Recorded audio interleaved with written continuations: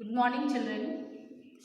Today I will give you summary of class 8 physics chapter 2 physical quantities and measurement.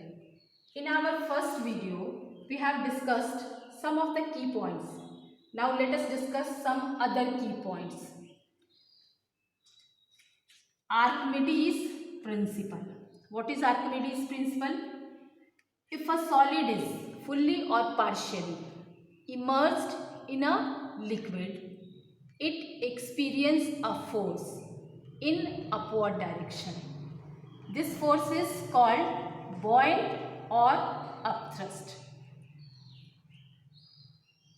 The buoyant force is equal to the weight of the liquid displaced by the solid.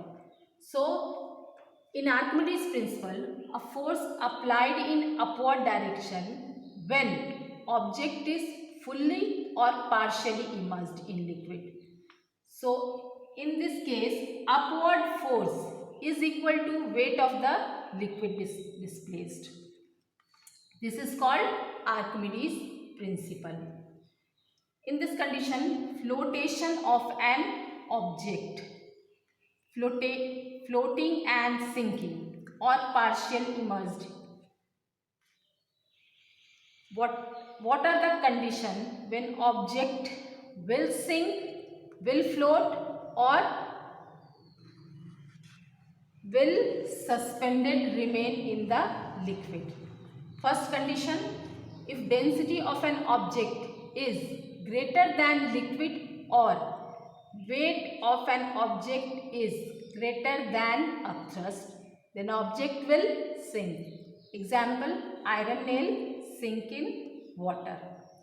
Second, if density of an object is less than liquid or weight of an object is less than upthrust, object will float. Example, wooden block. And third, if density of an object is equal to the liquid or weight of an object is equal to the upthrust, the object will remain suspended in the liquid. This is also called the law of flotation. Some of the numerical problem related to given formula. First, density is equal to mass by volume. If you have given mass and volume, then you can easily find the density of an object. But this is the basic formula of density. We can evaluate the rest two formula. Mass is equal to density into volume, or volume is equal to mass by density. Second, density of solid of irregular shape. Mass by volume increased, that is V2 minus V1. With the help of measuring cylinder, we find the volume of an object. Third, density of liquid. M3 minus M1 by M2 minus M1. With the help of density bottle, where M1 is equal to mass of empty bottle, M2 mass of the liquid or water, say, and M3 is equal to mass of the given liquid.